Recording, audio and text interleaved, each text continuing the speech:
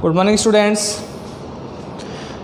देखिए पिछली क्लास में हमने पढ़ा था शिफ्ट ऑपरेटर, उसी को आगे करते हुए यानी ऑपरेटर्स को आगे करते हुए आज हम पढ़ेंगे टर्नरी ऑपरेटर।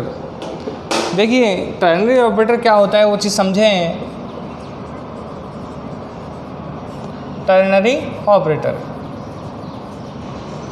देखिए टर्नरी ऑपरेटर में क्या होता है, टर्नरी ऑपरेटर को कंडीशनल ऑपरेटर भी कहा जाता है। कौन सा ऑपरेटर? Conditional operator. देखिए जो कंडीशनल ऑपरेटर या टर्नरी ऑपरेटर का जो सिंटैक्स होता है यानी लिखने का जो प्रारूप होता है, सबसे पहले एक्सप्रेशन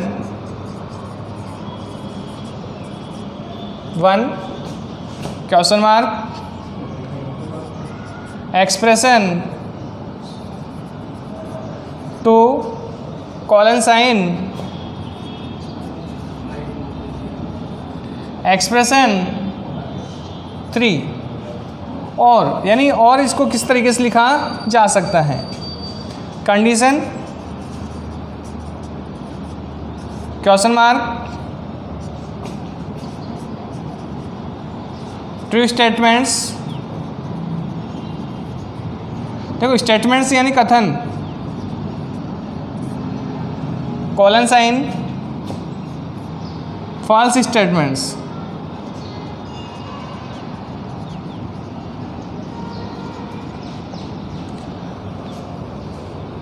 देखिए जो टर्नरी ऑपरेटर है उसमें सबसे पहले जब कंपाइल करते हैं तो सबसे पहले कंडीशन चेक की जाती है। कंडीशन चेक होने के बाद में यदि कंडीशन ट्रू होती है तो ट्रू स्टेटमेंट्स एग्जीक्यूट होती हैं। ये कब होगी? जब कंडीशन क्या होगी? ट्रू। और यदि दी गई कंडीशन फॉल्स होती है तो फॉल्स स्टेटमेंट्स एग्जीक्यूट होती हैं। कभी भी ट्रू स्टेटमेंट्स और फॉल्स स्टेटमेंट्स कभी भी दोनों एक साथ एग्जीक्यूट नहीं होंगी, दोनों में से एक समय में एक ही स्टेटमेंट एग्जीक्यूट होती है। देखिए इसी को हम समझते हैं एक छोटे से एग्जाम्पल से। मान लीजिए यूज़र 2 इंटीजर वैल्यूज़ इनपुट करें और उसमें से मैक्सिमम वैल्यू को प्रिंट किया जाए यूजिंग कंडीशनल ऑपरेटर या टर्नरी ऑपरेटर। देखिए सबसे पहले प्रोग्राम को स्टार्ट करने से पहले comment line program to conditional operator, conditional operator single line comments है। उसके बाद में pre processor directive hash include, इसके अलावा हैश डिफाइन वगैरह भी होते हैं। ये क्या करते हैं, अपने जो सोर्स कोड है यानी जो प्रोग्राम है, जो कोडिंग है, उसमें लाइब्रेरी को C++ की लाइब्रेरी को हेडर फाइल्स की सहायता से इंक्लूड करने के लिए यूज़ किया जाता है। आईओ स्ट्रीम, देखो हमने पहले भी पढ़ा है आईओ स्ट्रीम। आई का मतलब इनपुट, ओ का मतलब आउटपुट, स्ट्रीम एक क्लास है यानी इनपुट आउटपुट से रिलेटेड एक क्लास। इसी में हैश इंक्लूड कॉनियो .h, देखो .h है जो वो हेडर फाइल का सिंटैक्स है, लिखने का प्रारूप है। इसी में देखिए कॉनियो कंसोल इनपुट आउटपुट, देखो कंसोल का मीन होता है मॉनिटर स्क्रीन, यानी मॉनिटर स्क्रीन पर अगर आपको प्री फॉर्मेटेड आउटपुट चाहिए तो वहाँ पे इनपुट आउटपुट से रिलेटेड तो आपको हेडर फाइल्स यूज़ करना होगा console input output. Void main, देखिए C++ का प्रत्येक प्रोग्राम यानी सभी प्रोग्राम से मेन फंक्शन का होना आवश्यक होता है। क्यों? क्योंकि कंपाइलर सबसे पहले मेन फंक्शन को ही एग्जीक्यूट करता है, उसके बाद में जितने भी यूजर डिफाइंड फंक्शंस हैं वो एग्जीक्यूट होते हैं। यदि किसी प्रोग्राम में मेन फंक्शन नहीं होता है तो प्रोग्राम एग्जीक्यूट नहीं होता है, इसलिए प्रत्येक प्रोग्राम में मेन फंक्शन का होना आवश्यक है, मस्ट है।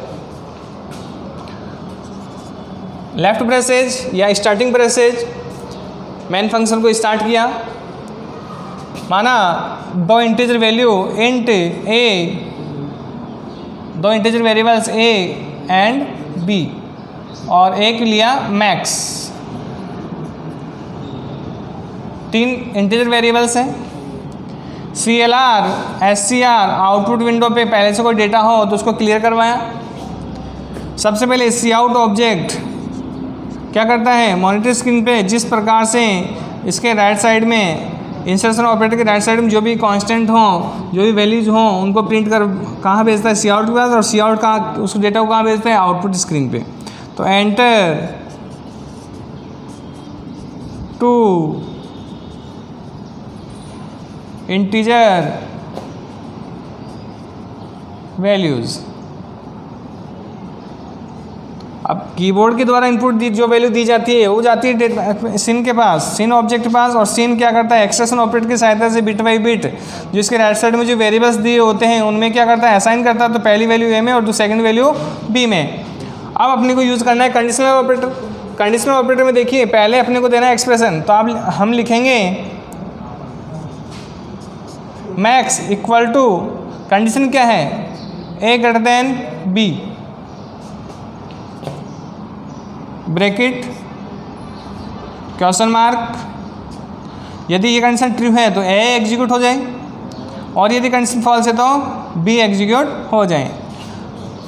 इसमें आगे देखिए, अब मान लीजिए जो भी वैल्यू मैक्सिमम होगी वो किस में आ जाएगी, मैक्स में। तो अपन प्रिंट करेंगे Cout मैक्स वैल्यू है, मैक्सिमम वैल्यू इज,